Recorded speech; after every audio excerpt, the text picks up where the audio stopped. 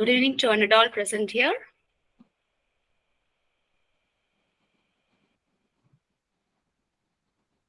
I would like to welcome Dr. K. Sudha Rani ma'am, today's resource person for human development. Welcome ma'am. Yeah. On behalf of Sri Kanika Parameshwari Arts and Science College, I welcome all the participants who have joined.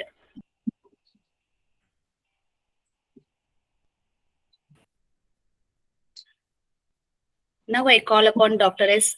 P.S. Kavita for giving an introduction about our resource person.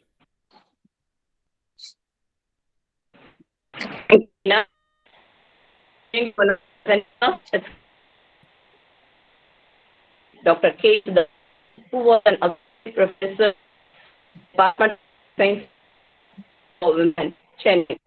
Graduating from this college, ma'am has managed in the Kavita, your voice, the net connection is little bit breaking here. Your net connection, I hope so. It's little bit breaking here.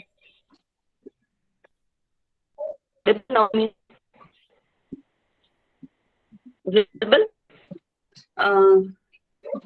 Video is clear, but audio is not. And everyone. Okay, In and their voice is breaking. Yes. It's audible now, ma'am? Yeah. Yes. Is it audible, ma'am? Yes, Audible, yes, but it's audible. breaking, huh? Yes, ma'am. Now shall I start? Yes, ma'am? audible. Yes. So sorry Yes. for good evening, and all present. Great pleasure to introduce the person of the day, Dr. K. Sudha, who was an associate professor, Department of Home Science in Chennai. Graduating from St. Mary's College, Chennai, ma'am has her post in management in the same institution in 1984. She pursued a BA degree in Wellington College, Chennai in 1986, and MPhil and MBA in 1987. She was the candidate. Ma'am has obtained her doctorate degree from the University of Madras in 2006 and Still breaking. Kavita, still the audio is not clear.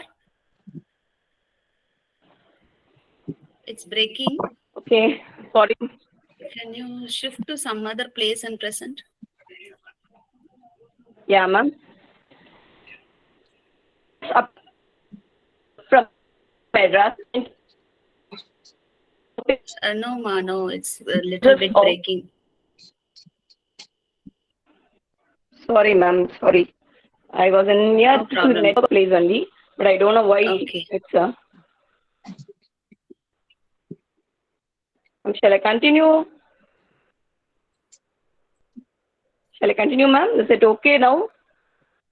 Yes. Now it's okay. Okay. Ma'am has obtained a doctorate degree from the University of Madras in 2006 under a research topic being time management practices of professional and non-professional married working women, effect of interventional program. She was actively involved in teaching for the last 30 years in Anna Adesh College for Women, Chennai. She has sound experience in guiding research for work for MPhil students and served as external examiner for evaluating many MPhil and PhD dissertations.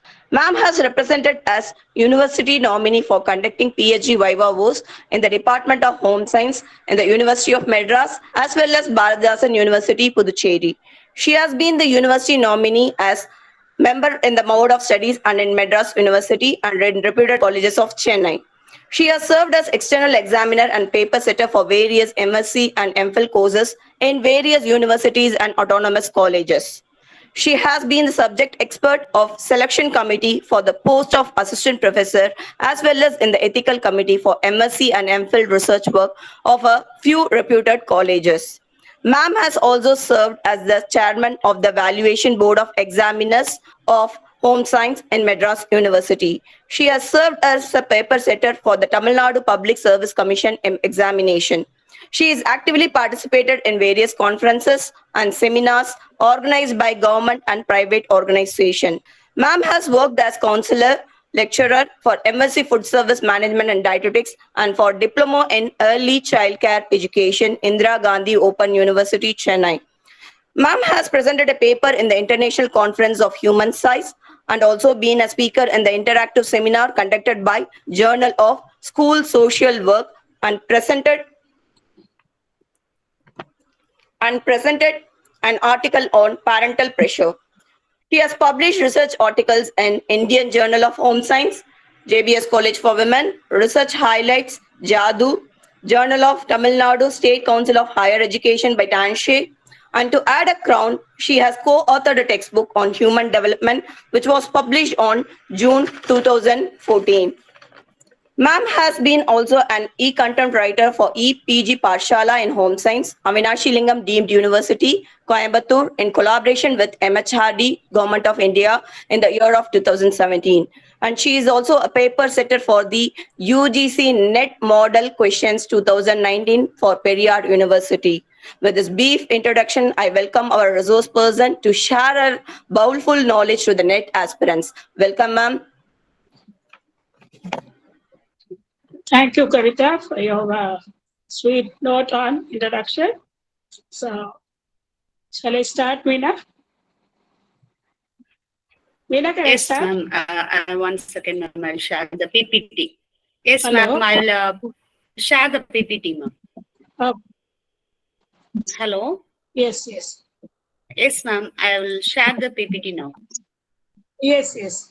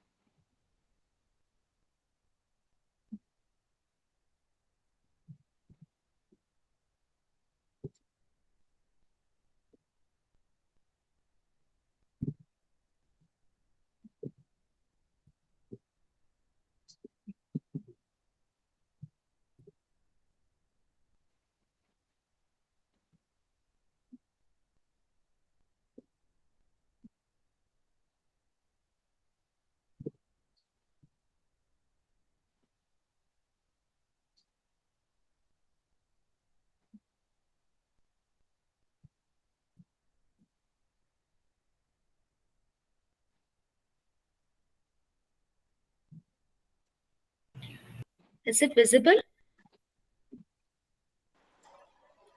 No, Meena.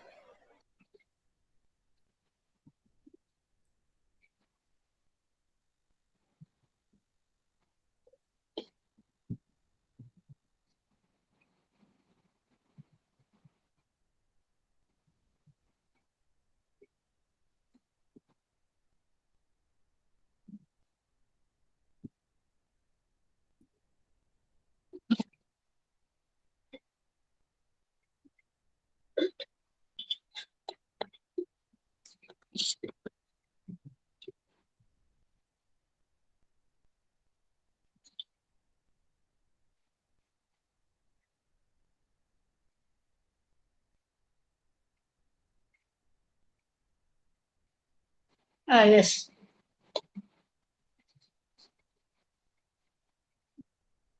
Yes, ma'am. Now it's visible, Meena.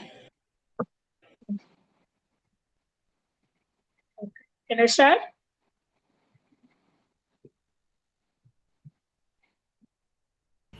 Yes, ma'am. Yes, ma'am. Okay. Good evening to one and all present over here.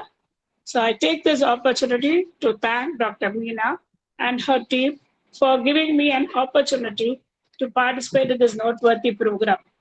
The encouragement and support given by the management, principal and correspondent of Sri Kanika Parameshwari Arts and Science College for Women in conducting this valuable virtual orientation on UGC-NET exam in home science is highly appreciable.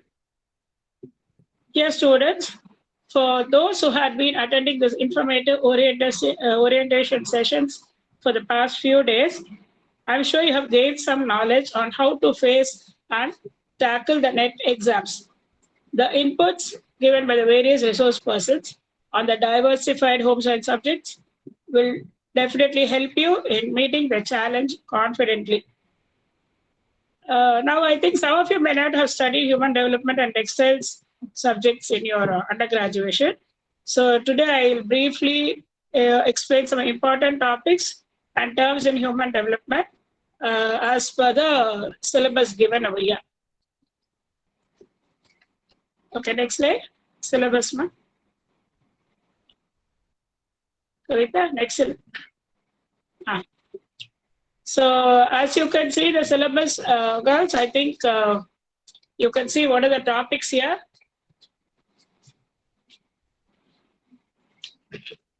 So first is about the principles of growth and development, care during pregnancy, and prenatal and neonatal development. The next goes to the theories of human development and behavior. So third is about early childhood, care and education. Then about the influence of the peer group, friends, family, and culture on personality development. And then, of course, a vast topic, which is about children with special needs, actually. That's quite a huge topic because it covers a lot of disabilities, but we will see how you can proceed. And then the next one is about the children at risk. Yeah, just keep the same. And next about adolescence, then adulthood and aging. So I think we'll move on. So if we go to the introduction. So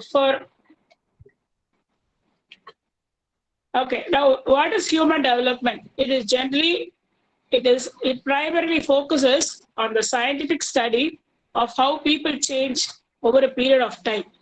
Okay, and these changes, as you all know, changes do happen every day. So human development, the subject deals entirely about the changes taking place from conception or birth of an individual till the death of the individual. Okay, so for everybody, though changes in the human being are numerous and diversified, these developmental changes over a lifetime are inevitable. We cannot stop anything what has to happen because it is determined both by the internal and external conditions of each one's existence. Okay. Okay, now we will see the next slide. Ma. Okay, now to study about the developmental changes, I think you should know what are the stages of the lifespan. Now our human lifespan is divided basically into 8 stages. As you can see on the screen, it starts from prenatal development. That is when pregnancy, when a egg is fertilized, from that till birth, consider that as the first stage of development, followed by then other stages, that is babyhood or toddlerhood, then early childhood, middle childhood, adolescence, early adulthood, middle adulthood, and late adulthood. Now, yes, we can go to the next slide. Now, for each of these stages, I think I mentioned the duration also. Now here, basically, the subject is going to deal about the various developments, different areas of development in each of these stages.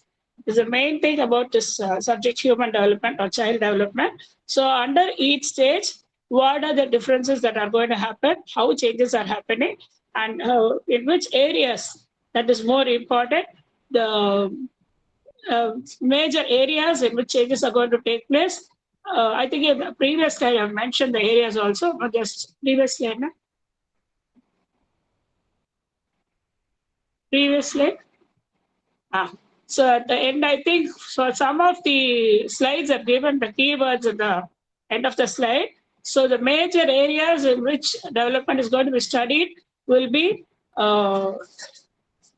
physiological, that is physiological or physical domain, then your cognitive domain, which involves your intellectual development, and then the psychosocial domain. Now, psychosocial involves both the understanding capacity, intellectual level of a person, his personal and interpersonal relationships, all these developments, how it is going to keep affecting the individual or keep changing the individual is what is about psychosocial. So these are the three broad areas under which more specifically, if you see, we'll be studying about the physical development, physical and motor development. That is, motor is about the movements, how changes are happening as we grow. So physical and motor development, and then about the emotional development, then the social development, then the cognitive or intellectual development, and the language development. These are the 5 areas for each stage is what is covered under the human development. Okay, so now before we go into the details of the stages, you have to also know what is more important, growth and development. Okay, next slide. Okay. Now, initially you can see principles of growth and development. Now, before going into principles, you should know what is growth and what is development. Now, these two are the basic things which are occurring from conception to death, which is going to cause the changes in the individual. Now, what is the difference between growth and development? Growth is something quantitative. So it is about the amount or number or the size, what it is going to take place is called as growth. It is something in quantity. For example, as a child grows, initially there's only 2 teeth, then 4 teeth, and then 6 teeth. So this is physical growth, or the height we say, isn't it? 1 foot, 2 foot, and so on. So that is growth. And what is development? Development is a qualitative change. That is the kind or the quality in which things are happening. That is the level of understanding, the amount of knowledge you gain. Okay, so these are all about the development. So, but as we know, growth and development are interrelated. So as growth is also occurring, development keeps happening depending both on the internal factors as well as the external factors. Now, when we talk about this growth and development, there are certain principles which govern them, which is universal to all human beings.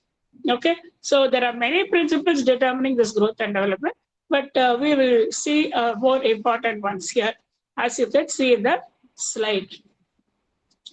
Okay, okay. The first one is principle of orderliness and sequence. Am I audible and am I clear, or am I rushing? Yes, ma'am, it's clear, ma'am. Okay, okay. Because the content is so much, I don't know if I'm rushing. Please stop me or tell me when I have to go a little slower. Okay, yes, so when we did the first principle, it is about orderliness and sequence. So for everybody, this growth and development takes place in a particular fashion, following a particular sequence only. For no child, you skip the early childhood and move to late childhood. You cannot skip the babyhood stage, and that is, you cannot skip sitting before starting to walk. You understand? So for everybody, there's a sequence in which the changes are taking place. The time or date in which it's happening may vary from individual to individual, but the order in which the changes have to take place. From toddlerhood only, we move on to early childhood. From early childhood, we cannot directly go into adolescence. We have to pass through the phases of childhood. So this is how the sequence in which the changes are taking place is definitely fixed. Okay.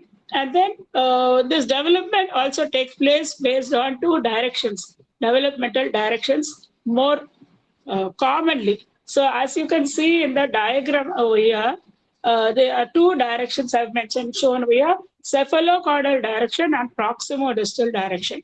So when growth is taking place or development is taking place, it follows these 2 set of principles, developmental principles. Okay, now what is cephalocaudal sequence? Now, as you can see that picture, as well as you know the word cephalus. I hope you can. Somebody can tell me what is cephalus related to? Which part of the body? Anybody? Cephalus? Okay. Cephalus refers to your head. Okay, so growth or development is occurring from head to toe direction. Okay, so if you recollect something like what shall I say? Even in the mother's womb, we know, no? So okay, leave off mother's womb, and a baby is born. I think all of you know the head control for a newborn baby, it will be coming into a control earlier before it could start sitting or walking and so on. That is when before the limbs could take control. Okay, so gradually the control of the brain starts from the head and goes down to the lower part of the body. That is what is called as cephalocaudal. Caudal means tail. So from head to toe, the sequence in which the control is happening is called as the cephalocaudal sequence. Okay, so this is one sequence. The other directional sequence is proximo-distal direction. Now, proximity is, I think you know, proximity refers to the nearness, and distal, of course, distance. So here we are talking about the central axis of the body. So again, the maturity or the development happens initially in the center of the body and then gradually towards the periphery. Now here again, you can take the example, say for example, when a child is moving around, okay? Initially, if you throw a ball for a 1 year baby or maybe a 10 months baby, if you throw a ball towards it, it is able to hold the ball in proximity to the entire body. That is, it will be able to catch the ball, holding it towards the total body. But as it is growing, maybe after 1 or 2 years, when you throw a ball towards the baby, it will be able to hold it even in a hand. You understand the difference? So this is the developmental direction here. From the gain in control happens in the central part of the body, closer to the central part. That is what's the proximity to the central axis of the body. And then gradually it improves and develops towards the extremities. Okay. So here again, even in the baby, you can see the total, initially the body or the, what shall I say, the head and the torso develops better, or in the beginning, when it, even in the formation stage.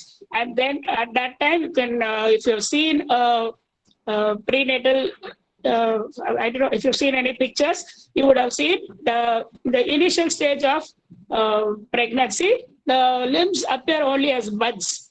Okay, so gradually towards the 3rd, 4th month and 5th month and onwards only, the limbs start developing further, isn't it? So that is what is the meaning of this proximo-distal sequence. So these two directional sequence is very important. And in your previous year's question papers, as I saw in many question papers, is either in match the following or in maybe even in the MCQ, it was asked. So please understand these two basic principles before you go further into the other principles. Okay, and then the next principle refers to, it proceeds from general to specific response.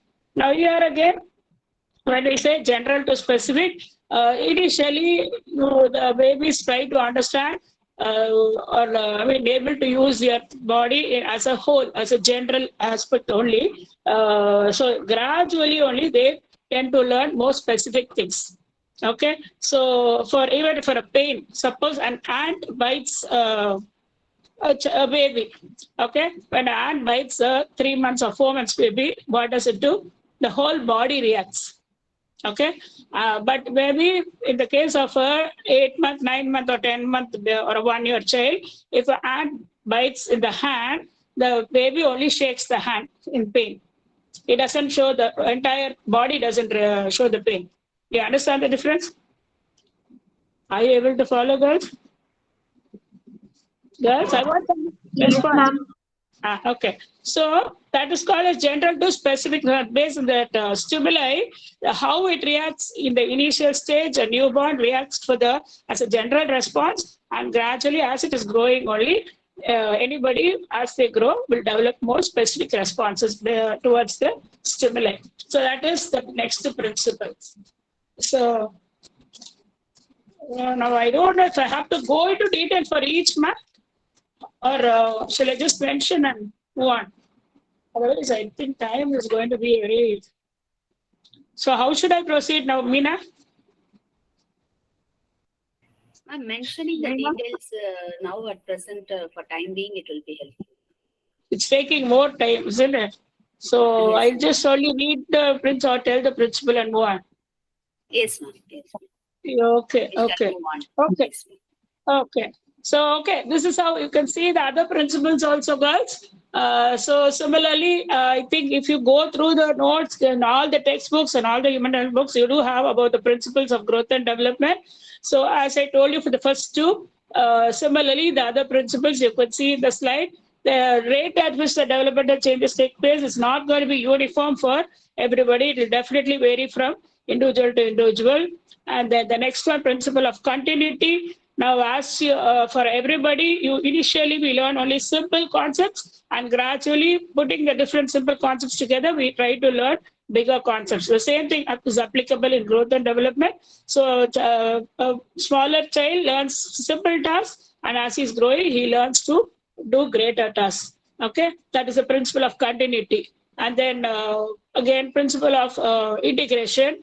So it's also similar. It from what you learned in the previous stage is going to help you to develop further as you move on to the next stage in the human lifespan. Okay, and then the last and the next principle, it's an interaction between heredity and environment. And see, as we all know, the rate in which the changes are taking place is going to be different from each one. But it is not only the inborn traits that's going to determine the changes. Definitely, the environment in which the child is growing is going to have an impact. So, and you cannot say only the environment is going to influence. There again, both heredity and environment plays a role in developing an individual for anybody wherever the environment the child is growing, the different support he is gaining, all that is going to also influence, and the basic traits in the individual, both put together is going to have an interaction on the development of an individual. And again, I just mentioned in the slide about nature, nurture. I want you to know the term because again, it is nothing. Nature, nurture principle or nature, nurture effect means heredity and environment. So if you see this word in, because I saw in some question paper, so please remember nature, nurture principle is nothing but it is due about the heredity and environment. So accordingly, you have to give the answer.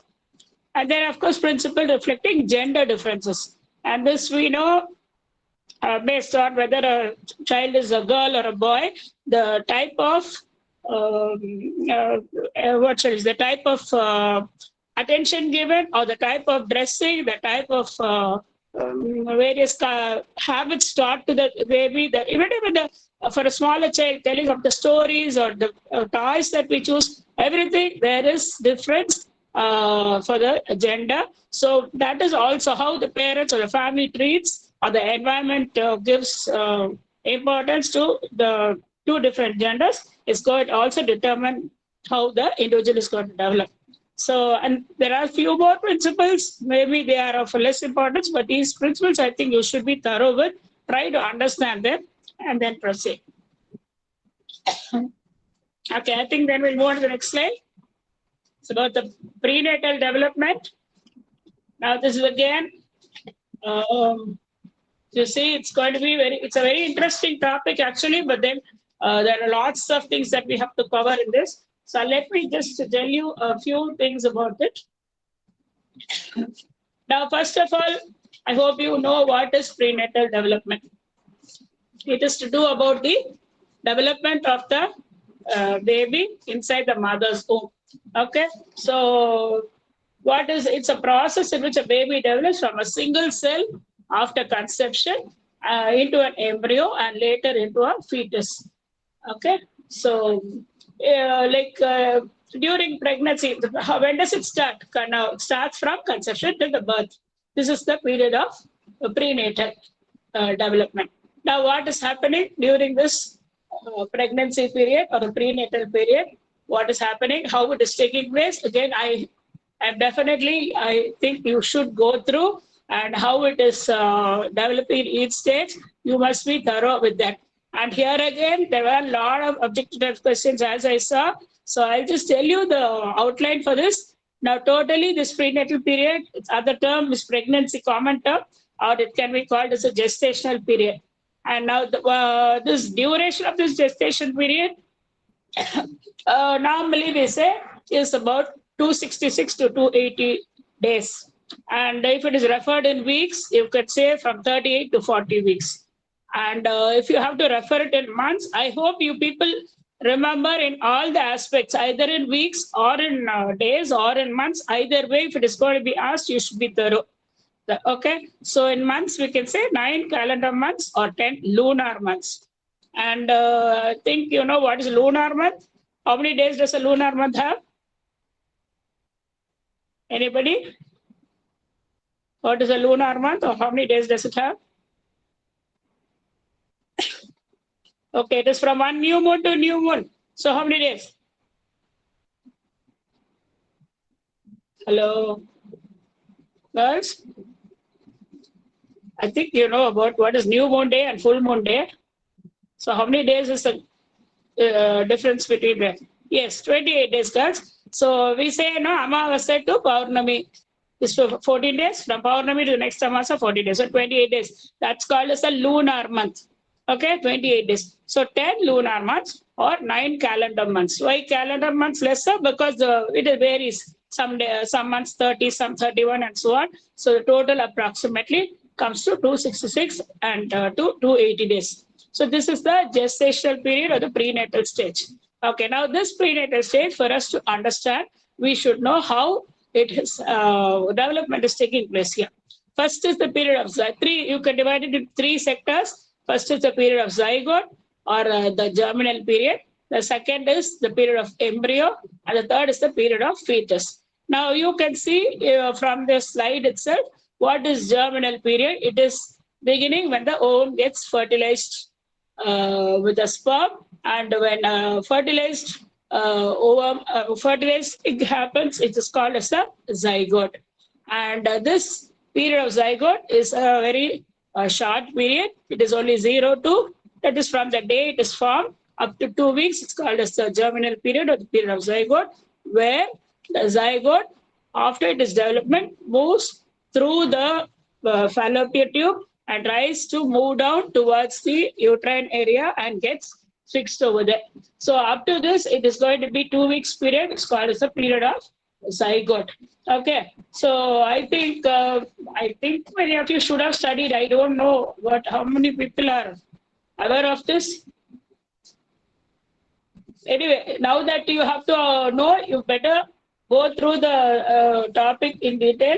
So how the changes are taking place in the 2 weeks period from a single cell stage, how there is further division of the cells, and at a 16 to 18 cell stage, it is called as a blastocyst, where it gets implanted in the uterus. So till that implantation is the 2 weeks period. It's called as a period of zygote. And then in that, once it is implanted, it's called as the embryo. So during this period of embryo, it is 2 weeks to 2 months or 60 days, during which the various organs start developing.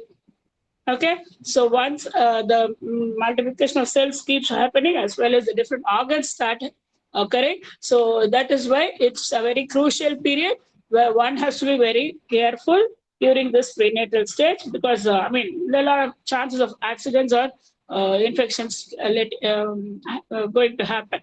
And then, of course, the third stage from 2 months till the birth, it's called as a period of fetus. So when the first bone cells appear, that is at the end of 2 months approximately, bone cells start appearing, and so that is called as the starting of the period of fetus till the birth. This is the longer period considerably in this prenatal development. So here the developed organs start growing in the size and then also start functioning by the time this period of fetus comes to an end. Okay, so this is about the prenatal development. So I think you should be thorough with these 3 stages and what changes are happening during this period. Okay, and then we'll move on to the next one, during pregnancy. Okay, now I told you about this gestational period. So there are many factors that are going to affect this pregnancy or prenatal period. So I've listed down some of the factors which are going to affect. So again, I think I'm not going to go to detail about each of them, but to name a few here, see, basically first you should go to professional doctor to confirm the pregnancy. And the doctor may be prescribing some medicines. So we stick on to the prescribed medicines along with maybe some vitamins and iron tablets and so on, and also the diet prescribed. Okay, and one should avoid other drugs if an individual, if a pregnant woman is already in the habit of having other drugs. I think definitely without the consultation of the medical, she should not be able to continue that. Excuse me. Just a minute.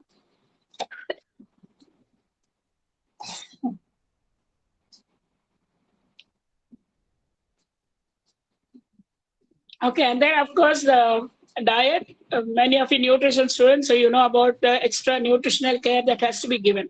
And then of course, avoiding to various radiations and then infections and then having sex with people with venereal diseases. All this has to be taken care of.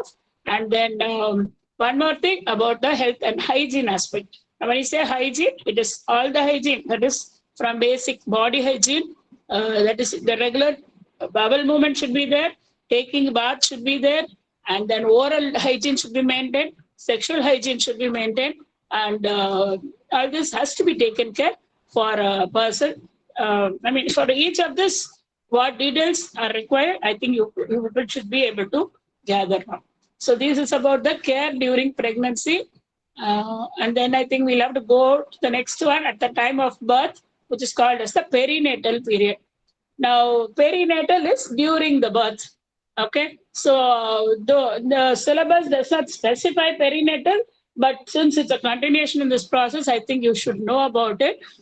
So here again, it is divided into 3 stages: the stage of dilation, stage of fetal expulsion, and stage of placental expulsion. So these stages are also important. The first one is about the stage of dilation is nothing but the continuous uterine contractions that are taking place.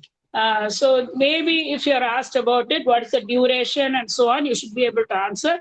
So it's about 12 to 24 hours maximum in the case of a first delivery. Okay, so it's the longest period during which the expansion of the cervical area has to take place so that it enables the movement of the fetus. Okay, and then is the stage of fetal expulsion. This can take again about 1.5 hours and so on, during which, I mean, it is from when the head is coming out till the leg comes out. The total period is called as the stage of fetal expulsion. Now, delivery or labor does not stop with that. There are remains of the labor. That is, again, I hope you all know about the placenta, the amniotic sac, and the umbilical cord, which were supporting during the development of the fetus. So these remains also have to come out following the birth of the baby. So that is called as the stage of placental expulsion. And this normally should happen under normal conditions within 15 minutes after the birth of the baby. Okay. And then I mentioned one thing about purpurium. So I want you to know this term.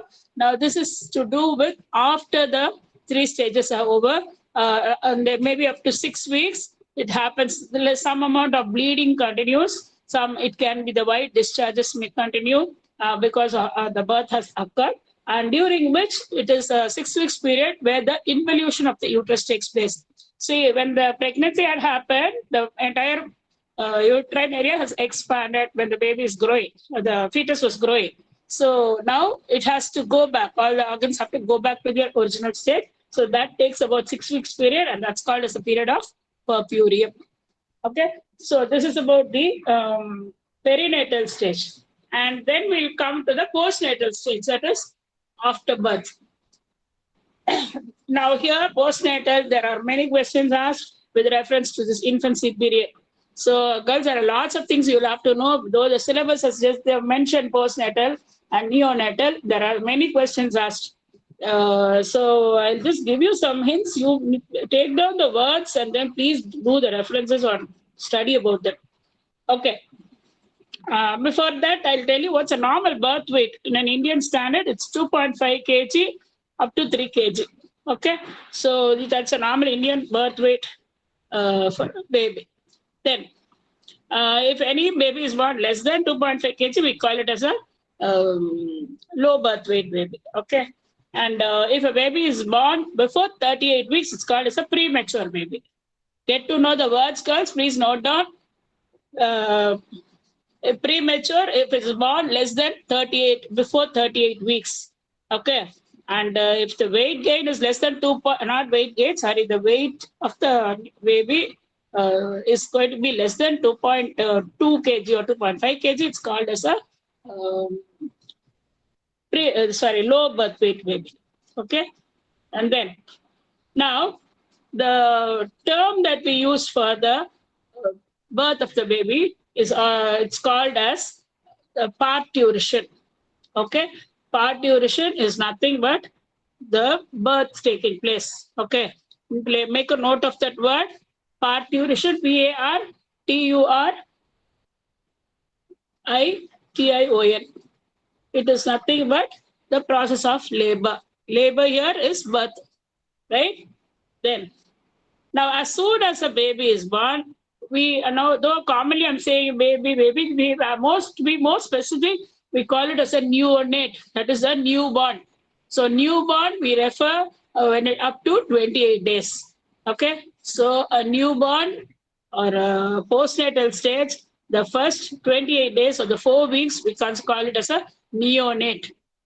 Okay, and after that, still it is a small baby only, isn't it? So up to 1 year, we call it a infancy, the period of infancy.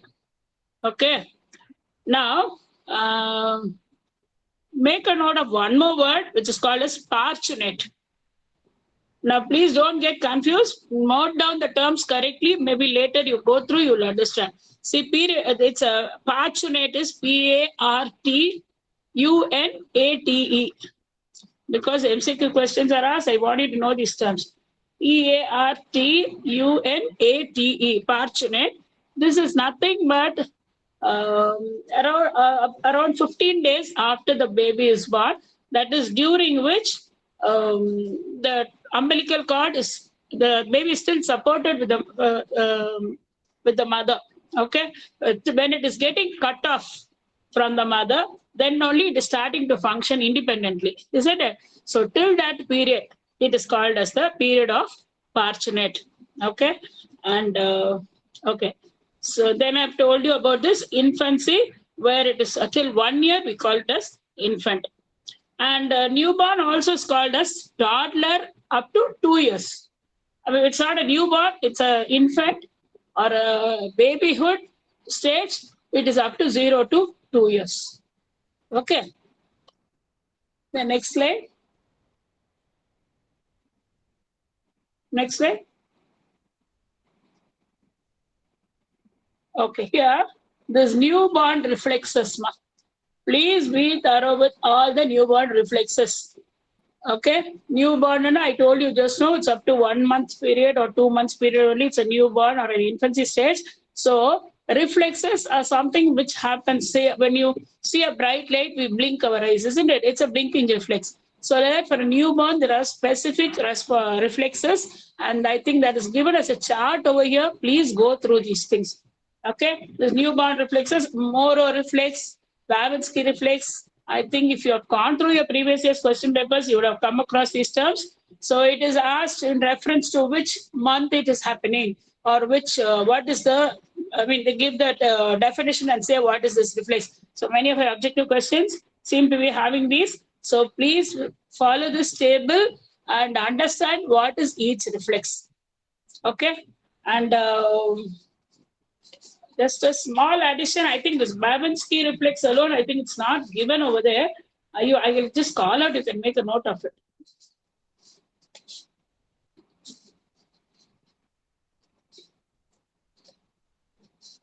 Yes, okay. When a baby's fan out, when the sole of the foot, S-O-L-E, sole of the foot is stroked from heel to toe. This is called as the Babinski reflex. Okay. So I don't know if you can understand. I will tell you in Tamil. See, and the காலோட பாதத்துல வந்து from the sole அந்த பின்னாடி பக்கத்துல இருந்து கால்ல from the sole இருந்து அந்த toe வரைக்கும் கால்ல இப்படி நம்ம தடவி கொடுத்தோம்னா குழந்தை ஒரு jerk பண்ணும்ல, that is called as the Babinski reflex. You understand? கீழ்ல இருந்து toe வரைக்கும் அந்த தடவனோம்னா அப்படி குழந்தை will jerk. That is the Babinski reflex. Okay. Similarly, the other reflexes are given here. You can go through. I think I'm not going to go into details. You can read it. The next slide. But I'm repeating reflexes and other questions were there. Please go through. Then the developmental milestones. Now, this is again to do with your various physical and motor development and social development. Now, especially during this neonatal stage or infancy stage, in each month, how the changes are taking place, how the baby is using the muscles or functioning takes place. All that with reference to the specific months are given in this table. You can also do more references to be more precise. Many authors have given different charts.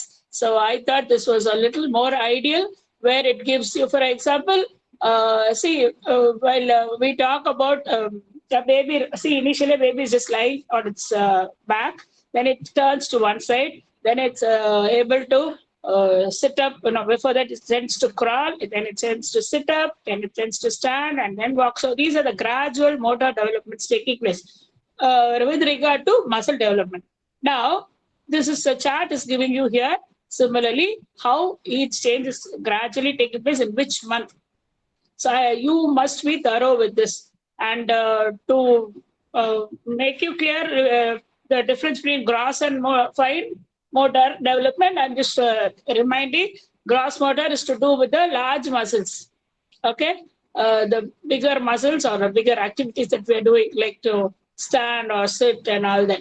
Or rolling down and all. Fine motor is to do with the finer details, like holding with the help, holding a pencil with the help of 2 fingers alone, or the baby is trying to hold a small nut in his finger. So that cannot happen in the initial period, right? So it only try to hold anything with the entire palm. So this is called as gross motor and fine motor differences. So that also has been specified in this chart, which month what takes place. You have to go through all this clearly to answer objective type questions.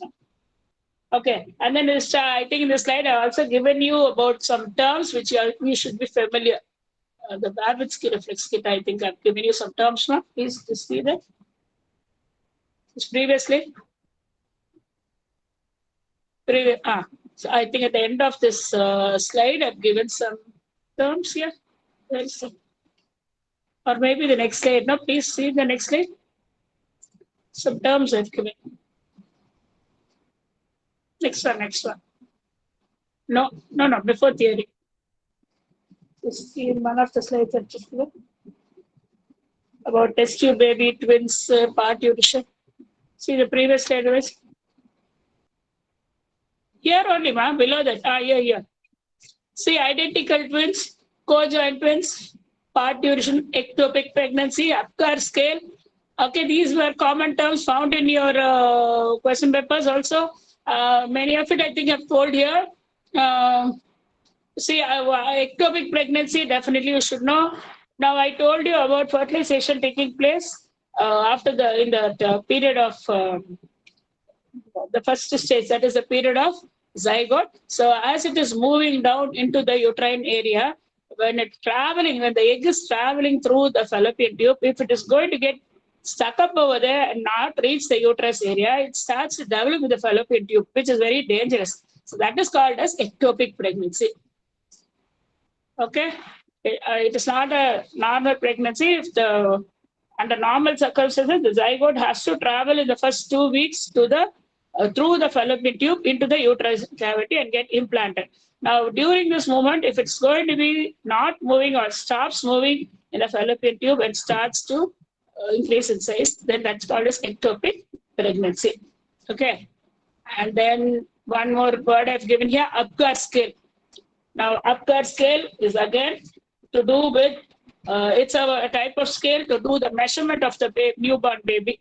The Apgar, as the words tell, the letters tell you, it is appearance, pulse, grimace, activity, and respiration. So as soon as a baby is born, the first minute, with the help of this Apgar scale, it is measured, or the health of the baby is checked. The breathing and other aspects of the baby is verified.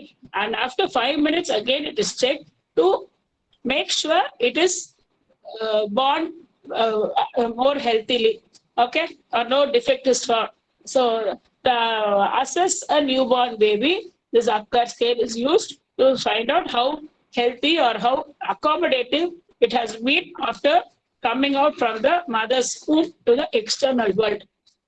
Okay, so I think these are some of the few terms. Then moving to the theories, next one. I don't know if you can finish everything here. Shall I leave this slides and only go to the questions, Kavita, or Meena? Because each chapter, even minimum, I have to tell, I think it's going to take a lot of time.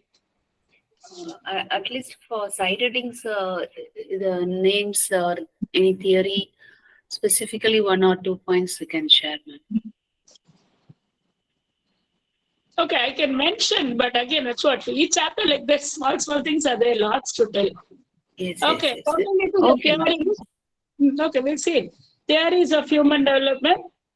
See, broadly, there are a lot of theories being said or experimented about by various authors. The more important ones are listed down in this slide over here. So, first of all, you can basically divide them into psychoanalytic theories and behavior theories. Okay, under psychoanalytic theories, the more important ones are Freud's theory and Erickson's theory, both of which again I've given in the next slide. It is in a table format. If you just try to go through the table and then read the theory also, it's going to be very easy. Okay, so see this Freud and then Carl Jung, Alfred Adler, Alport, Rogers, these are all based on the psychoanalytic concept. And then the next category is learning theories or behavior theories. This again, many theories are there. More familiar ones are given over here. Pavlos, Skinner, Thorndike, Watson, Kohler, and then these things. And then again, some more theories are there based on the intellectual development, which is the Piaget's theory and Kohlberg's theory. And regarding the attachment of the babyhood, you can read about Bowlby's theory. So with year and name, I've mentioned the theories over here. The next few slides, 1 or 2 of these theories, I think we will go through. But girls, I think you have to go through all these theories. I took these terms from your question papers only. So somewhere or other, either in the match falling or in the MCQ, somewhere it was asked, most of these things. So as far as possible, I've given you the classification of the theories. So we'll go through a few of them here. So when you take this personality theory of the first one, Freud's theory, Sigmund Freud's theory is a very popular one. So this Freud's theory, based on the psychoanalysis of the individual, he has given the 5 stages in which personality of an individual will develop. And generally, it follows the growth of the individual by age. Okay. So Freud has divided the individual's development in 5 stages. The personality concept, first from 0 to 1 years, you can see in the table, 0 to 1 years, 2 to 3 years, 3 to 6 years onward, and then puberty onwards. And for each duration or time period is given the name of the stage. So this is what you have to now understand. Oral stage, anal stage, phallic stage, latency period, and genital period. Okay, so the questions do arise. I've saw in some question papers, generally asking about the order in which it is happening. It refers to which stage and so on. So you should be clear with the age factor and the order in the sequence in which it is happening. So there are 5 stages only, as to develop the personality according to Sigmund Freud. Okay. Now, under each stage, what is happening is there for you in the table. I think you can go through what is the level of changes or have understanding that is happening for a 1 month baby, and after 1 year baby, and then 2 to 3 years in each age, according to the intellectual level of an individual or the stage of the individual, what things are happening is what given. And then Freud's theory is also constitutes three main constituents, which is again the broad idea of the theory. It has id, ego, and superego as the three constituents determining the personality. Okay, so now what are these three elements? I will tell you. Now, id, I think only the first line you can see those words. Id, second constant is ego, third is superego. So it is nothing, how we are all functioning as a personality. So it is nothing but what we do unconsciously. So for example, when we are hungry, we want to eat, isn't it? So, or when you are thirsty, you want to drink, isn't it? So these are something which you do unconsciously. The personality, it's not something planned or prepared, or it doesn't vary from individual to individual. It is something unconsciously done according to the basic drive inside each individual. Okay, so this is this id principle. It works on the pleasure principle, how the body or the individual is going to get satisfaction. So that's the first constituent of personality. Second constituent is the ego. Now, ego is driven by the reality principle. Okay, though we want to do something, but sometimes we think we are so great, we want to achieve something which is not, which is very difficult, so on. All that can happen. But still, based on reality, we do certain things, whether we like it or not. Okay, so that is called as the ego or the reality principle. So normally, ego only has to satisfy or balance between the id concept and the superego concept. Now, what is superego? Superego is driven by morality principle. Okay, whether something is right or wrong. So when we try to do something, when we want to do something, we sometimes think over whether to do it or not do it. Now, why do we say something is right and wrong? Based on what you have learned. So for maybe from your family or from your school or whatever, you understood certain things which is right and which is wrong based on the values that you have gained. So the superego has always things like what is right for one person can be wrong for somebody else, but that is depending upon the individual, how he has developed. So superego is going to work on this concept of morality. So every time when you stick on to morality, sometimes we are not able to fit into the routine. So there, ego has to play a role. So balancing the id and the superego, ego has to function. Anyway, you go through basic, you just know what is id, ego, and superego. And these three put together only determines a personality of a person according to Freud. And this personality is generally studied under 5 stages, which is here mentioned in the table as oral stage, anal stage, phallic stage, latency stage, and genital stage. Okay. So then, the next important theory, honestly, Erickson's theory. This is also another important theory. Next slide. Yes. Now, Erickson has also, his theory is based about psychosocial development. So he again divides the human lifespan into 8 stages and accordingly has given the various components. And the previous one. Again, we saw about the human lifespan, isn't it? So based on that, for each stage, he has given certain conflicts. Conflicts are something which is positive side and the negative side. Okay. So every stage or the age group, he has mentioned about the basic conflicts. So this basic conflict, as you can see in the chart, will tell you what is the virtue you're going to get. Okay, so only for one of this I will try to explain. The first one, infancy, is trust versus mistrust. Okay, now in a first year of life for a baby, now what, say how much attention it is getting from the mother or from the people around it, how much care it is being given. Okay, so that is going to decide for the baby to develop trust to the external world as it is growing. Okay, so you see, when a baby is crying and the mother is ready to feed it immediately when it is crying, or at the time of the cry it starts, the mother is trying to carry and pamper. So somebody is going to give attention. So and the mother repeatedly, if somebody is going to give care, the baby develops trust towards the world.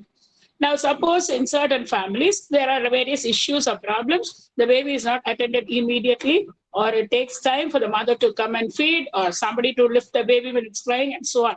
So, gradually, the child loses trust and it gains more mistrust.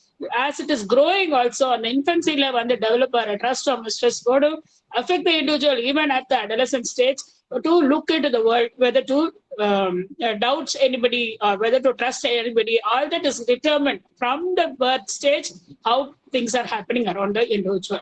So here, that infancy stage determines whether trust is developed or the negative side, mistrust is developed, depending upon what the baby is facing at that stage.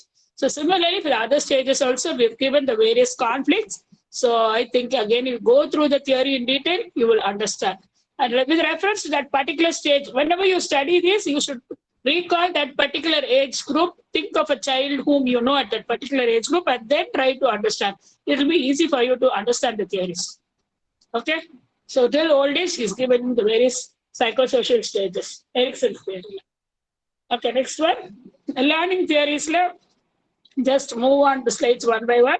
Pavlov's theory is about classical conditioning. The next one, Thorndike's theory. Yes, it's about the various learning concepts. Yes. Skinner's is operant conditioning. How a child is learning, the different ways how learning can take place is what each of these scientists have experimented with, and they have become popular with. Also, with that name, it is given either as classical conditioning or operant conditioning, and so on. So I think you have to go through these. Kohler's insight learning. நிறைய theories are there. Please do go. Many of it I have mentioned in the slides. So please be thorough with the year of that theory as well as the individual who has conducted the theory. For every scientist, you should know the name of that theory as well as the year in which it has taken place. Be specific about it. One of your questions also asked about the chronological order in which the theory was happening, which means you should be thorough with the years in which the theories were developed also. So please be clear with this ones. Then we'll go to the next one. Next one. Okay, this is again Nariya question paper let was there. Maslow's hierarchy of needs. So this is to do about the need. How the baby's needs are satisfied. Okay, and what he gains when the needs are being satisfied is Maslow's theory. So this, I think, again was repeatedly asked in many of the years. Theory of need. Which theory, which need is more important, and from the aspect it is given that code. Next one. Next slide. Okay, so this is social learning theory, Bandura's theory. Next one. I think I'm not going to go into detail for each one much, and then you won't be able to finish it. This is the previous one, Piaget's theory.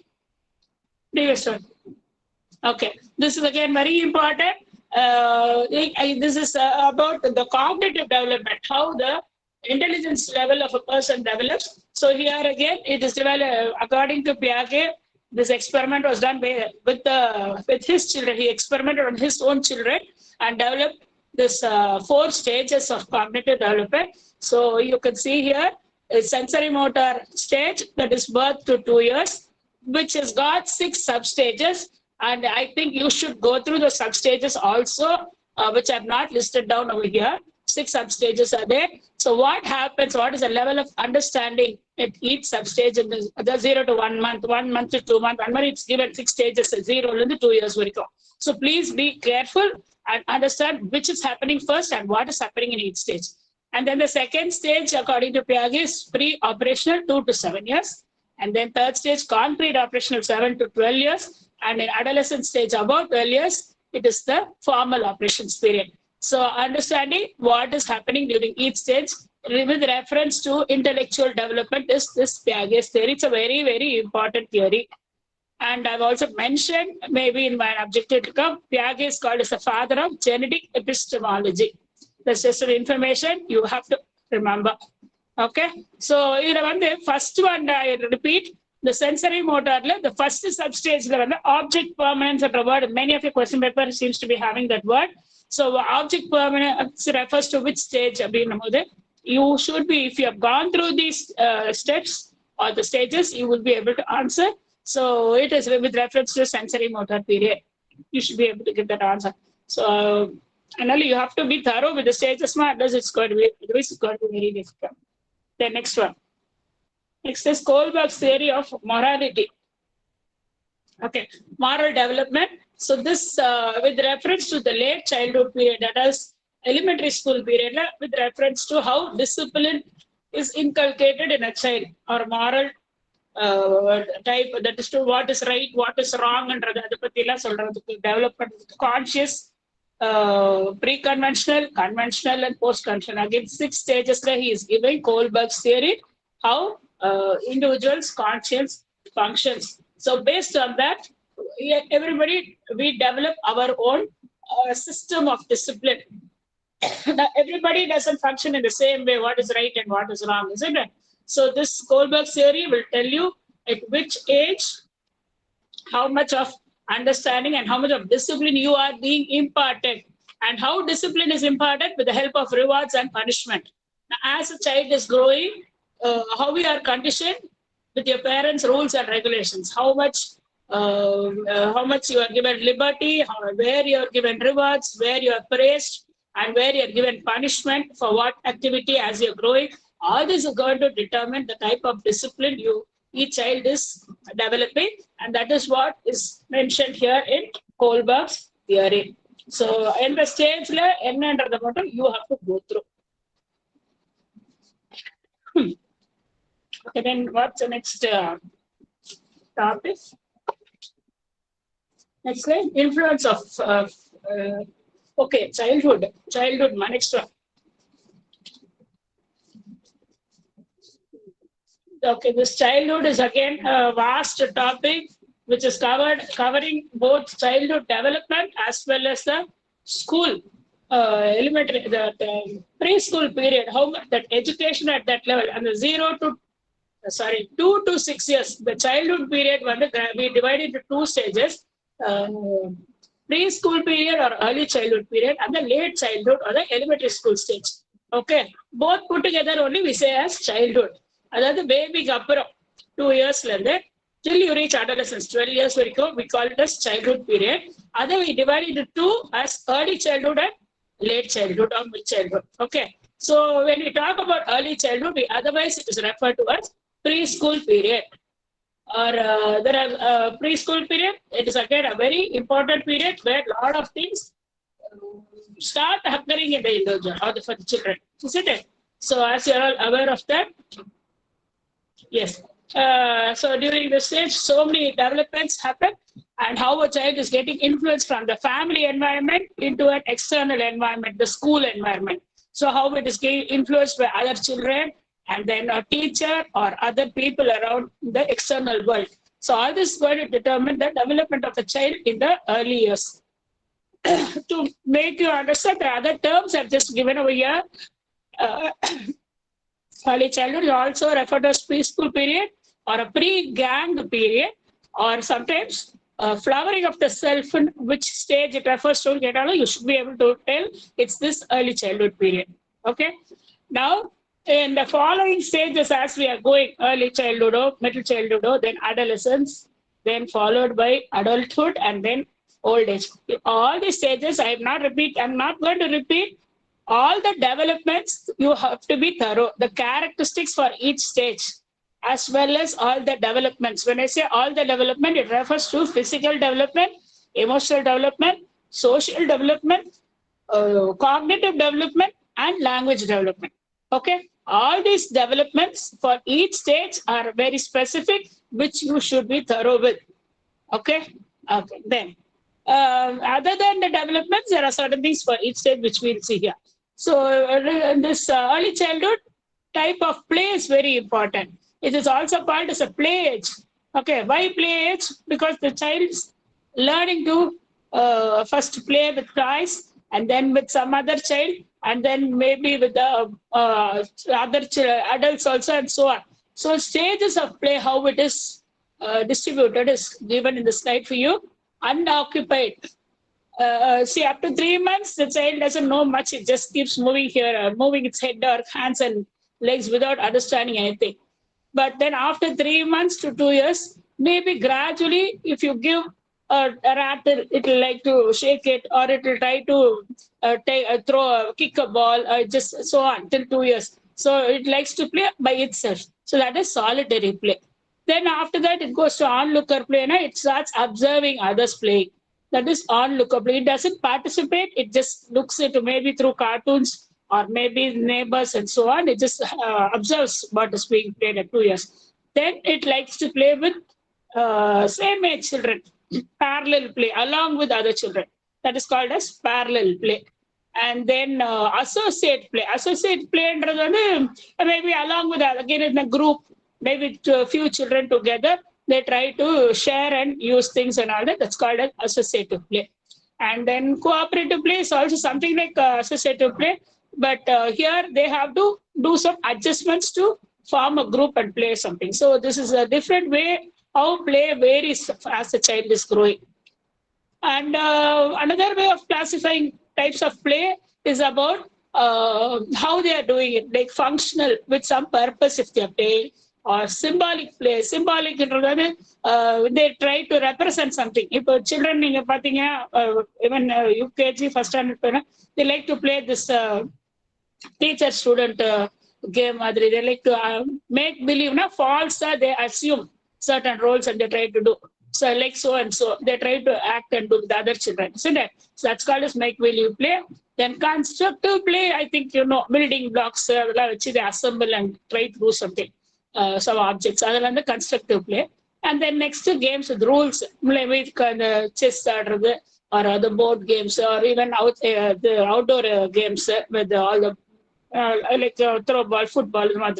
So all this is the stage in which, based on intellectual level, play could be varied. Okay, the next slide. Next slide. Kohlberg's theory. Okay. This is about an exercise, elementary school stage. So I told you late childhood period. So this is another term for this is elementary school. Normally, this is 6 to 12 years. That is first standard, 5th standard, approximately. That is called as this late childhood period. So that's why in other terms we say elementary school also, isn't it? So that's why elementary school age in getting, it is, you have to immediately think of this late childhood only. 6 to 12 years. Now, you be very clear with the stages and the age referred to for each stage. That's very important. Then it's also called as the gang age. Now, what do you mean by gang? See, in this late childhood period, children tend to form gangs or more social relations, or try to mingle with friends. They like to play with friends and all that. So they try to develop gang between them, social grouping. So that's called as that's why it's called as the gang age. Other terms, okay. And then Kohlberg's theory, I told you, on the stage of the moral development, I've already mentioned about it. So here a lot of, in that 6 to 12 years only, as a child is getting various discipline from the family as well as the school environment. By the time he completes his period, an individual, according to him, what is right and wrong, some concepts of development, as the moral development. Okay. And then language development, yes, language, the speech, they are learning. I think I'm not good. We don't have time to mention all this. I've only mentioned the words, girls. Please go through all these words which I've given the slides. I'm not able to explain everything here now. See, language development lab. Before you think of this, let me tell you, go back to babyhood stage. I want to tell you something. That first year of life, because that question was asked in many of the question papers. How the language development for babies. First stage of language and crying only. communication. First stage of language is communication for a newborn, followed by cooing. Okay, cooing na, it's just making of some sounds. It's around that 4 months and so on. A baby only communicates through various meaningless sounds. That's cooing. அதுக்கு அடுத்ததுதான் பேப்லிங். பேப்லிங்ன்றது வந்து இந்த மழலைன்னு சொல்லுவோம் இல்லையா, அந்த அரைக்குறை வார்த்தைலாம் பேசுறது. That is babbling stage. Okay, this happens around again 7 months and so on. And then comes the period, the communication continues through gestures. Gestures is nothing but actions being done. Okay, by hand movements, the child points out to something and all that. So that is the next stage of communication. And then only the child is able to talk some 1 letters and then 2 letters and so on. So this is the language development in the case of babyhood period. In the terms, you have to remember in the stage follows in the stage. And the questions in the cooing, babbling. Similarly, later developmental language development, you should be familiar with these components of language, which determines how you live. See here in this slide, as you see, phonology, syntax, semantics, pragmatism. These are some components which tells about the development of language, how good you become in speech. Okay, and just tell you one word only, but you have to go through it again. Phonology refers to the sounds of each letters. How do we use? That is phonology. Syntax tells about the order in which the words are framed. In grammatical English, any language, when you form the sentence of construction or whatever, the order in which the words are used, that's called as syntax. And then semantics refers to the sentence structure. Okay, how you use with the help of verbs and nouns and all that, that is semantics. And then pragmatism refers to meaning of the words, how, in what place, which word you use. So it refers to the meaning of the words. These 4 components may determine how the language will develop. This is common for any stage. Okay, how language is improved based on these 5 components, 4 components: phonology, syntax, semantics, and pragmatism. Okay, this is to do about language development. Then in this stage or in any childhood stage, whether it be early or late, there are certain speech disorders commonly happening among children. So that is we can say stuttering, stammering, and so on. These are all speech disorders. So this is all due to the learning phase. They are learning language, isn't it?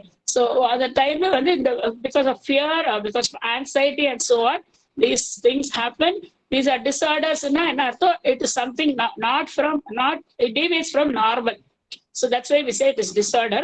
So the differences irukku. Stuttering na enna, stammering na enna, what is slurring. So that I think you should read it up and remember the differences by yourself. The terms I think you should know. And objectively it can ask you about it.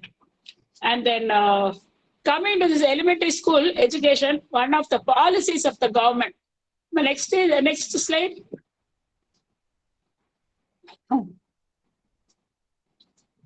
Next slide.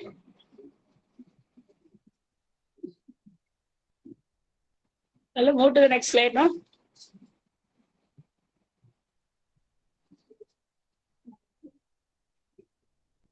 Childhood, okay. So here we could see about the different childhood care and education is mentioned in the syllabus. So when you say care, there are a lot of things, how a nursery school or a nursery school education, schooling, preschool stage, education, how it is going to improve the child. So there are a lot of factors which determines a child, the school program, the activities, and various principles and what shall I say, the discipline inculcated, the health concept, the hygiene concept, all taught together only creates the holistic development of the child at this stage. Okay, so adapati detail, it is there in preschool education in many of the books. Please go through that. What are the factors and how they are determining. Apro types of preschools நிறைய இருக்கு. அதுல பால்வாடி, அங்கன்வாடி, அப்புறம் அது Montessori and Pagation are more common. And I hope you people know what is the difference between Balwadi and Anganwadi. Nutrition students, many of you should be knowing. So Balwadis run in rural areas by the Central Social Welfare Board, and what is happening in a Balwadi and how it differs from Anganwadi. Are you familiar with that? I think you must have come across. Are you all aware? Yes, ma'am.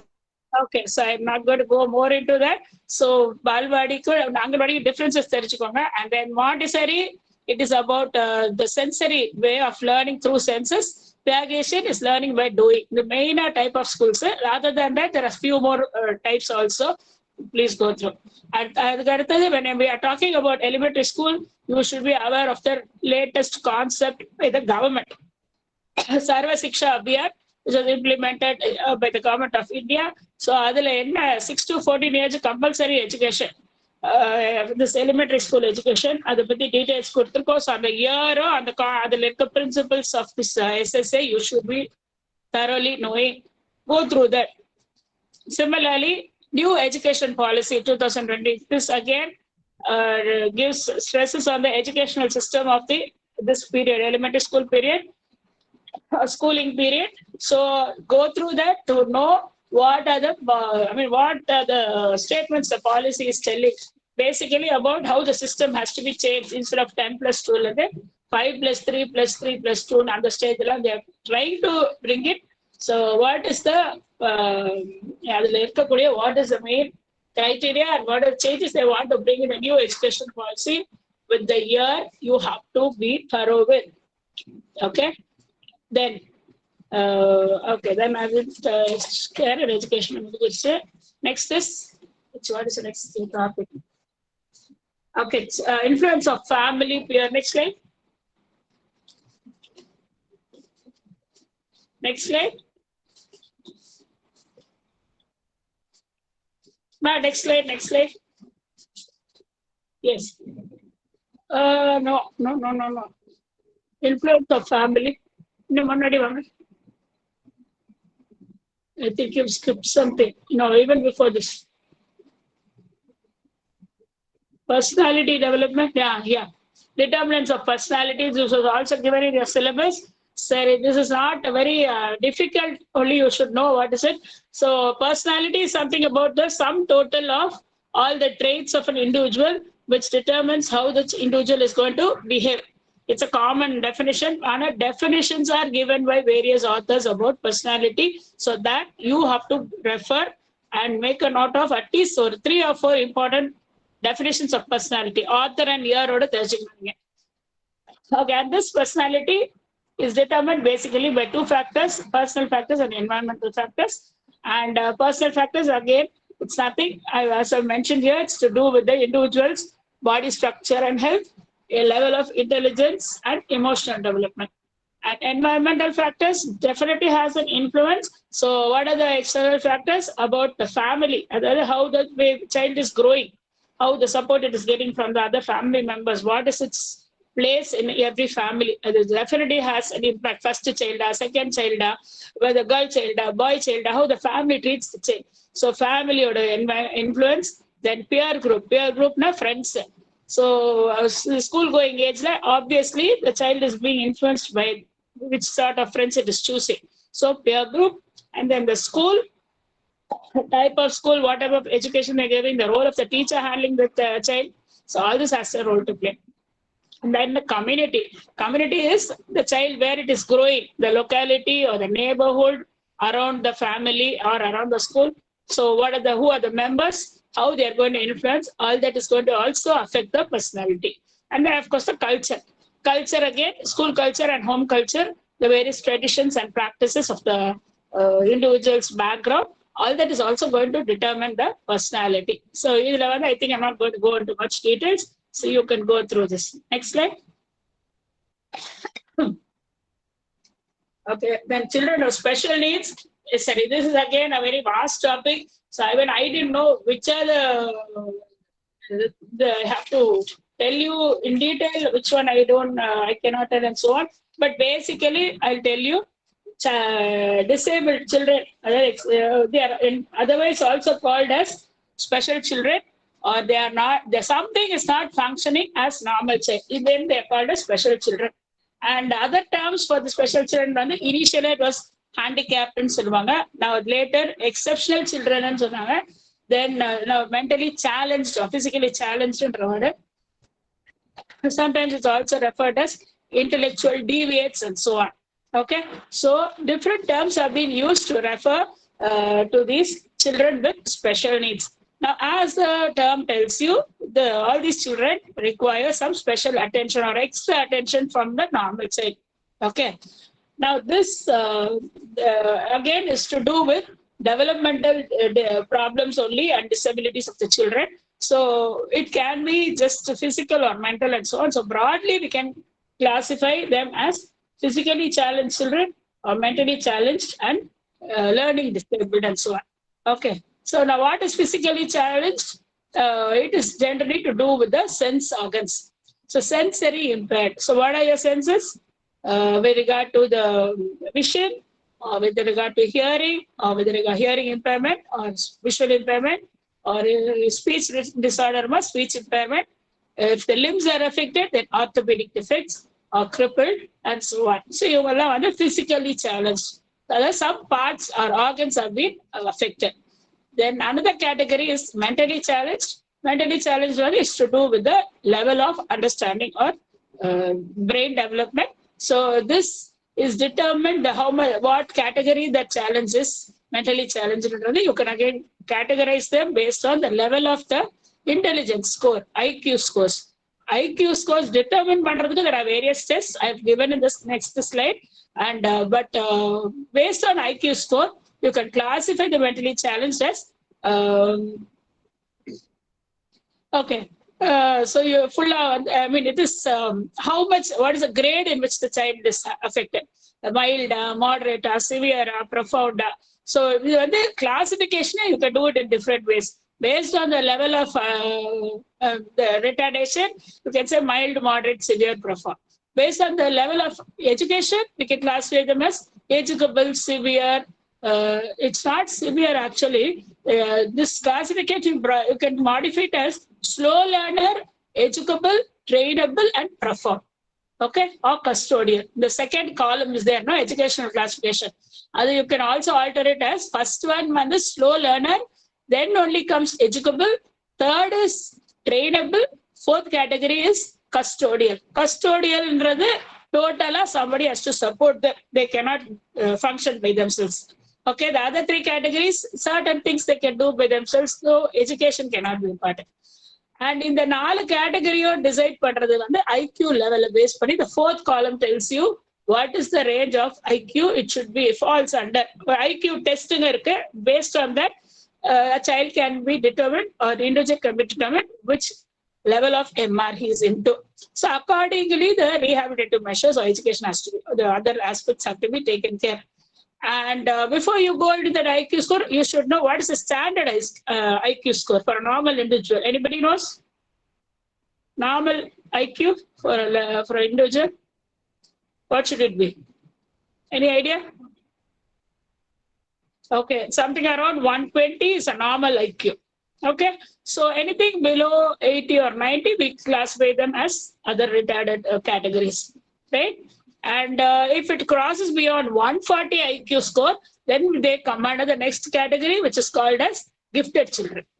So that is the other extreme of the mentally challenged, which means they are on the positive side, extra intelligent. So there again, there are certain problems and issues which has to be handled. Okay, so as of now, I think you should know the classification basically. And then we'll move on to learning disabilities. Apart from the physical and mental, there are certain things to do with learning or to do with education. In the terms, I think you should be familiar. Dyslexia, dyscalculia, dysgraphia, dyspraxia.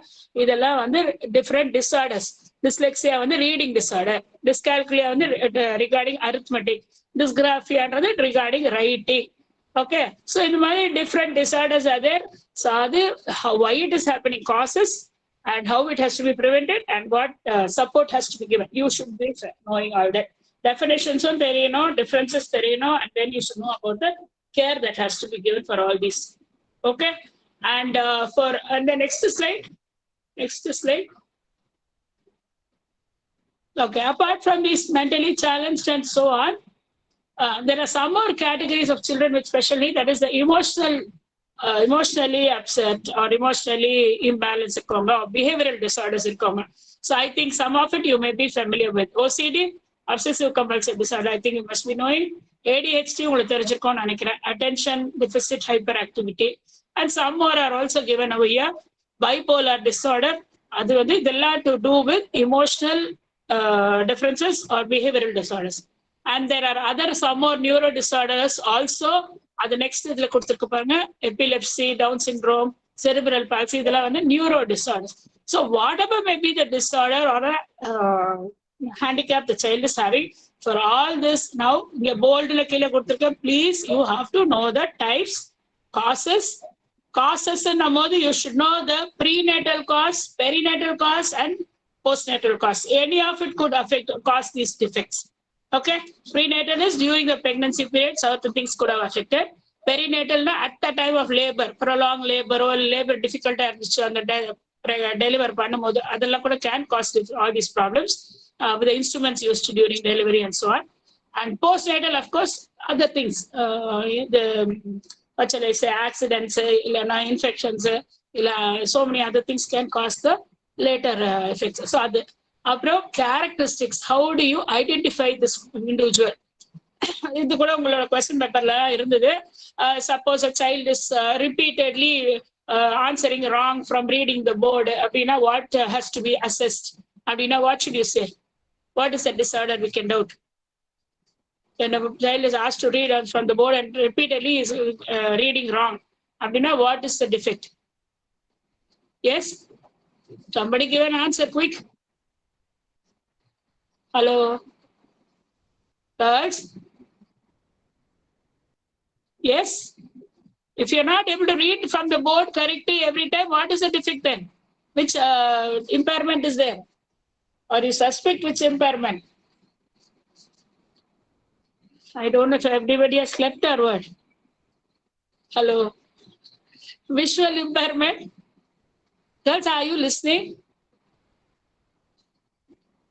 Are you all there? Hello?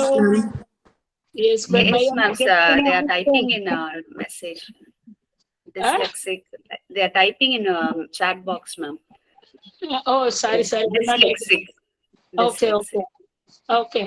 So please, I think you must be, some of the terms may be familiar, some may be new. So you try to follow at least the important terms I'm just trying to give you, because I'm not able to get time to explain everything now. Okay. Shall we move to the next one?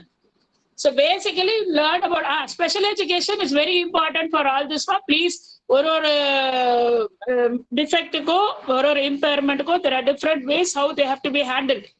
That is only about the rehabilitative measures is very important. Okay.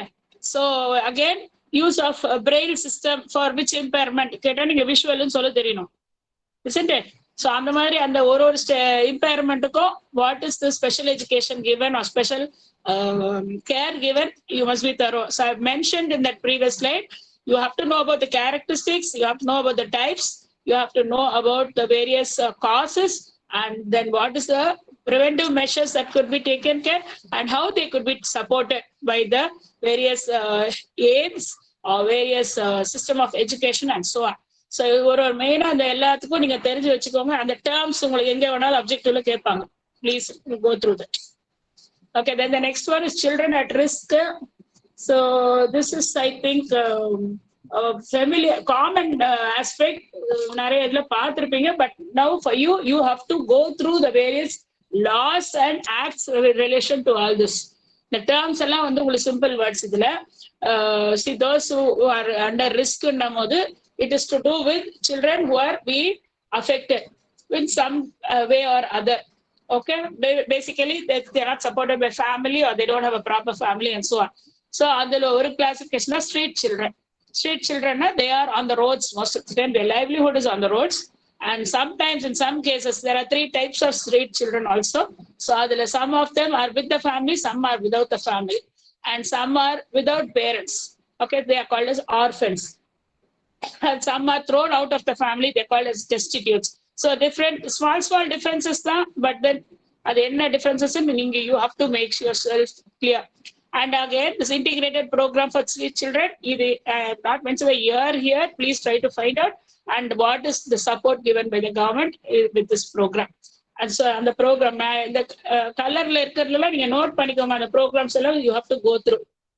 Okay, and then the next type of risk is the child labor. Child labor ku nariya acts irukkudu, nariya policies, very important national policy on child labor adala. So adula onnonnuthiliyo what is being stressed, which aspect is being stressed. And here ILO definition la any child below 15 years who's forced to do some labor, work without being given an education or without being treated properly, so are deprived of school and all that, idella vandu child labor la varum. So avங்களுக்கு என்ன attention has to be given, and which are the acts related to that with the year, you have to read all these acts, right? Then offenses against children at risk la வந்து இந்த ரெண்டு வந்து what we saw, street children and child labor வந்து how the children are affected. The next one is how children are being misused, or how their children are being affected. Next slide. Offenses against children. Next slide. Child trafficking. Then okay, one by one I'll go. Child trafficking, as I think you may be knowing, it is about how the children are sold from one country to another country, or from one destination to another destination. Okay, so this is child trafficking. So across borders, children are being carried over or brought and misused. So either prevent pandradhukku nariya prevention acts are there. The three important ones I have given over here. So again, one offense. Next offense is the word delinquency. Now delinquency, if you are familiar, I don't know, it is something to do with criminal act of the child. Any child, a boy being less than 16 and a girl being less than 18 is called as a juvenile if he falls under criminal activity. Okay, so criminal activity na what is punishable by law. So அந்த மாதிரி இப்போ ஸ்டீலிங்கோ இல்ல வந்து ஏதாவது breaking the bus அந்த மாதிரி எல்லாம் பண்ணும்போது it's something they're doing an offense against the law. But below 16 years for a boy and 18 years for a girl, they consider as juvenile. So juvenile namodu, this punishment given to them will not be same as for an adult. They are excused so that the future should not be affected. And so the treatment and the rehabilitative measures for juvenile is different. And there again, there are certain acts in relation to the juvenile delinquents. And the Juvenile Justice Act first 86, next 2000 it has been refined. So the criteria you have to go through. Okay, and then what are the different types of juvenile activities? Either main, what are the preventive measures and rehabilitation? Like there is a probation, law, homes, foster homes, institutions, Borstal institution and one remand home, foster home. These are different types of rehabilitative measures. And some institutions like churches and all give them rehabilitative measures, like bringing the child and having the child with them for 1 or 2 years, trying to refine the child from his previous criminal activity, and then trying to give them a little bit of education and trying to bring him into the normal crowd so that he can get into the society as a normal person, so that he will be eligible to participate in the normal social activities later. Okay, so these are some rehabilitative measures for the juveniles. So the juvenile justice la kuda neenga nariya padikkanum. Adutha child abuse. Next slide. Child abuse and child marriage. Okay, child abuse endradhu how a child is being exploited or treated. So this not only the physical abuse, this includes physical, even emotional abuse. Romba திட்டிட்டே இருந்தாங்கன்னா இல்ல அவங்கள ill treat பேசுறாங்கன்னா, all that is emotional abuse. Okay, so physical abuse, or it could be mental abuse or sexual abuse, and then negligent of the children, just ignoring and not giving attention, that is also child abuse. So all these are child abuse. Idukku nariya social the activities acts are there, with child welfare acts are there. So அது author, year, name of the act இதெல்லாம் நீங்க கண்டிப்பா படிச்சிருக்கணும். Okay, you have to go through various acts, list down all the acts girls, and then try to go through hints மாதிரி எழுதிக்கோங்க, year note பண்ணிக்கோங்க, and then you have to Remember, in the problem in the act, and the main what they tackle with, updating or table but that's going to be easy for you. And lots of acts and all that for you to remember. And of course, child marriage, this is again to do with the 18 years the maturity age for a girl and 21 for a boy. So based on that, anything below that is called as child marriage. So adukku on the prohibition, so some act is there, adode details, so I think you have to go through. Right? Okay, the next one is about, what's it? That's the topic. Adolescence, Amma. Yes, adolescence. Okay, this I think all these are going to be easy, not very much. We'll move on first. Sorry, adolescence. Okay, only that word and period. As I told you, this is called as a period of storm and stress. Another thing, adolescence is a transition period. Transition, connecting period between what? Childhood and adulthood. So it's a transition period. And the first line, just for definition, period of biosocial transition between childhood and adulthood by Kupasamy. This one, definitions are there again. Author and year is very important. And then, okay, the period of storm and stress, for your reference, I'm giving you by Stanley Hall. So somewhere somebody is giving the match the following the Stanley Hall, but the storm and stress, if I remember. So please, and the age stage courier points, I think you have to note down. Okay, shall I continue? Meena, how long can I continue? No, but then questions are yes, ma'am. Yes, ma'am. We can continue, ma'am. Okay, now how long can they manage? Because if the questions, I thought we'll try to discuss, or if you want, I'll just give it off and they can do whichever way. One glance alone, we can have it, ma'am. Sure, partner. Yes. Okay. So in the adolescent stage, I think you can go through girls how the class, adolescent, adulthood, and old age. So important terms are emphasized in the slide. You can go through and how they are classified and what is being mainly affected. Adolescent main adjustment problems will be there.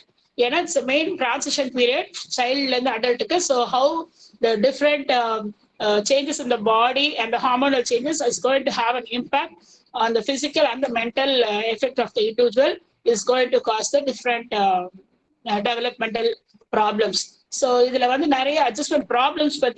So you have to know what are the various problems and how it has to be taken care. And here I've mentioned about one word, catharsis. Please remember that catharsis, it is to do with the letting out of emotions. So adolescent stage, due to the extra pressure because of the various changes, there can be a lot of heightened emotions of the child or the into adolescent. So catharsis is how the child has to let it out. If it doesn't let it out, it leads to various mental problems. And letting out either in the form of vigorous games, listening to dancing, music. So that is the form in which the catharsis is done to reduce the heightened emotions, which is common for the adolescent period. Right? Okay. The next one is, and here I've given some important terms. Please go through that. Sociogram and sociometry. Adolescent syllabus, they are giving about the various challenges and programs to promote the development, for which I've mentioned a lot of acts and programs by the government. In the next slide, you follow all those programs and try to understand what is being given importance. And adukku year on the abbreviation right. Next, adulthood. Adulthood, it's again divided two stages. As adulthood is divided into three stages: early, middle, and late. Now, early is to do with 20 to 40 years, middle is 40 to 60, and late adulthood is 60 and above, which is also called as old age. Okay, so here in this previous slide, we'll talk about the early adulthood and middle adulthood. Now, this is again an important stage where there is not much developments physically, but a lot of adjustments and mental trauma, stress, all this happens in the middle adulthood period because of the various role changes. Now, from an independent child or an adolescent, now without any responsibility, once you reach an adulthood and get into a family or get into the career role, you have a lot of roles to face. So it may be both at home and at work.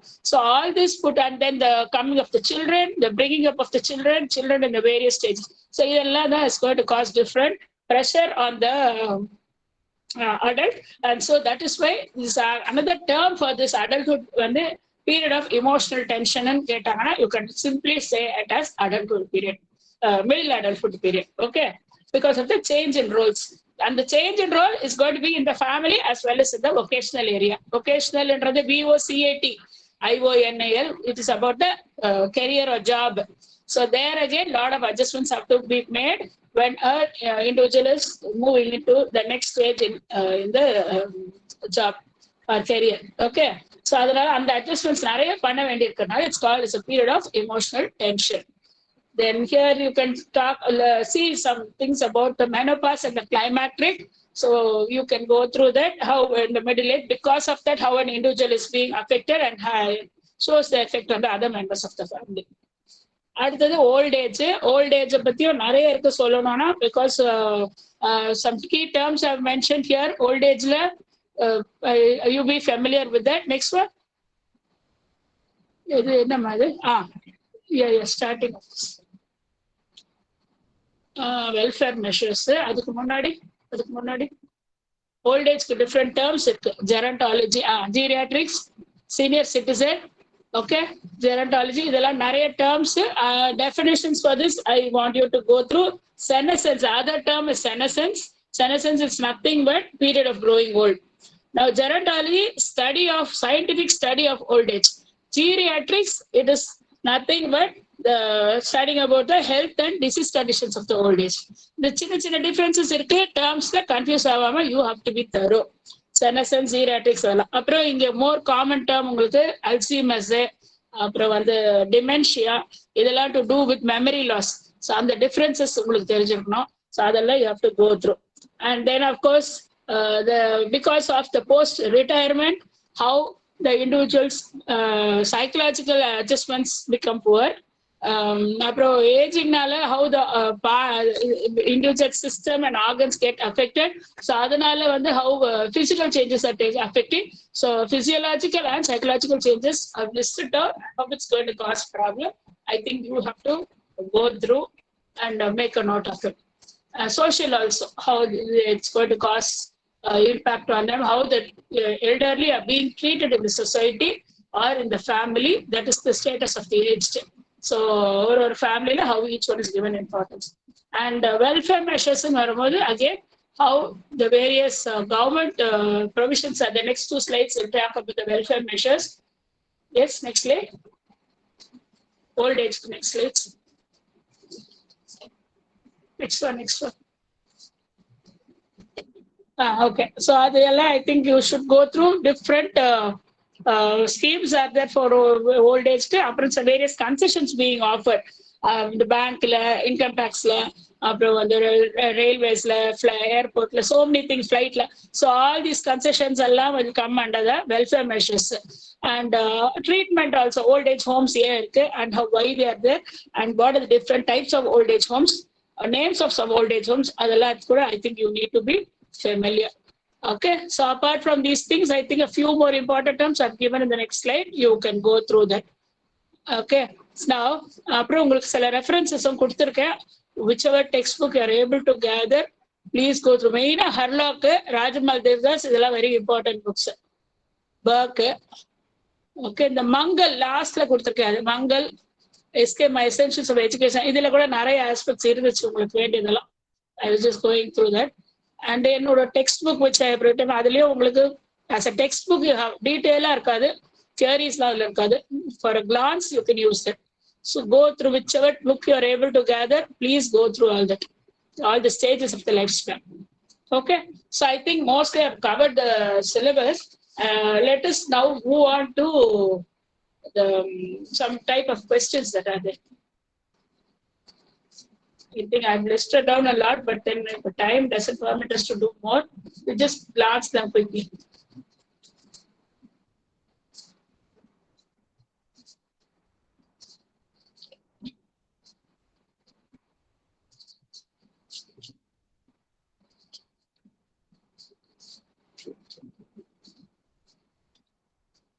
we continue or you want some 5 minutes break? Whichever way. Many of them have left anyway.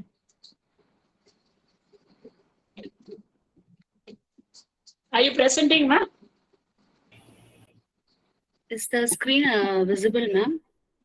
Really, I'm not able to see. Okay.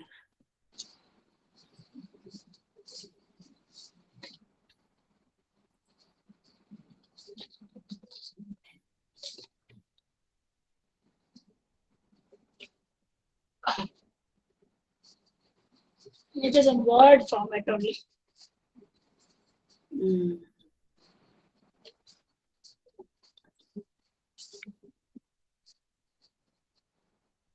Actually, it's opening WPS.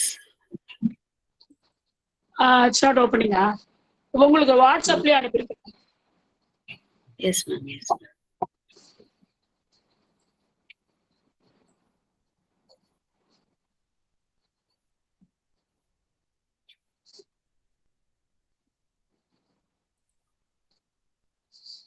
I'll just give general some resume, and I think we can go through that. Yes, ma'am. Because time is also getting late. Mm.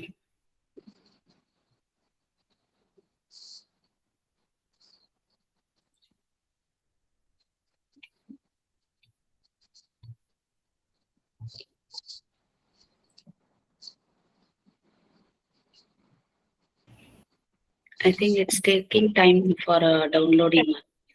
Okay, it's okay. I think you just pass on to them. Sure, Generally, ma'am. Sure.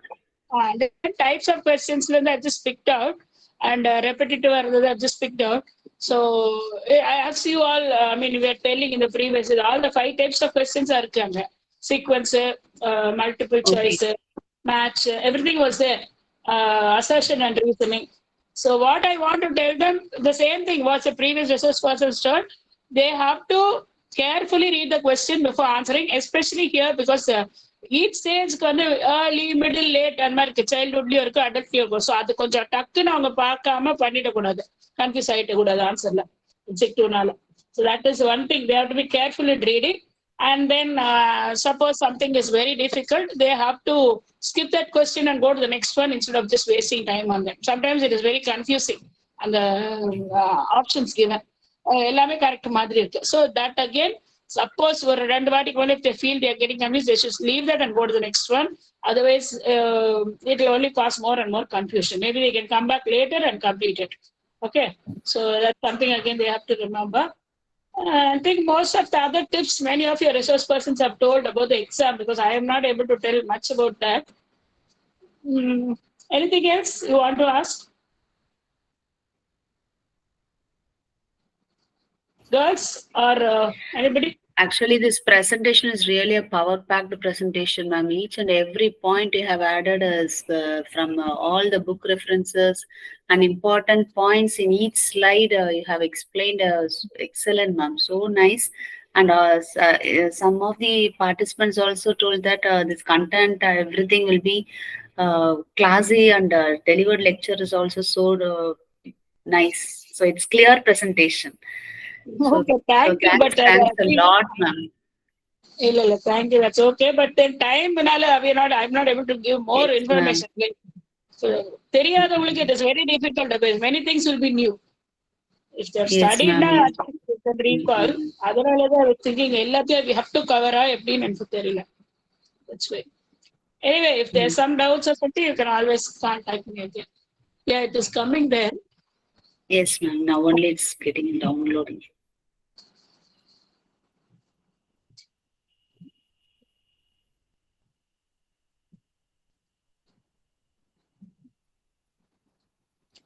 One more clue I want to tell the girls. See, girls, suppose if a multiple choice you have given that 4 options, you don't know. I mean, every answer seems to be right. If you feel it is very confusing, the 4 options கொடுத்ததுல one word may be more familiar to you. So, on the familiar word பத்தி details you try to recall so that you will get the right answer easily. Otherwise, just to பார்த்துட்டே இருந்தா you may not get the answer. So, like that, அந்த example கொடுத்துருக்கேன் அதுக்குள்ள I wanted to tell you about that, but then the time பத்தலையே. Familiar Yes, words ma'am, I'll share the document to the candidates PPT Yes, and questions paper answers. Whatever you have sent, I will surely share, ma'am. Okay, ma. So if they still have any doubts, you can always contact and ask. Okay. Yes, ma'am. Yes, ma'am. Sure. Okay, ma. Thanks a lot for your presentation, ma'am. Yes, ma'am. Okay, ma. So leave. Anybody wants to ask anything, or shall I leave? Yes, ma'am. Okay. Dear Okay. participants, feedback link will be provided here. You can fill that feedback link. Thanks all for your participation. Any queries, you can send message. I will send to ma'am, and again I will give the content whatever required. Thank you so much, ma'am. Yes, ma'am. Thank you, ma. Thank you. Nice to meet you. Yeah. Thank you. Yeah. Thank you.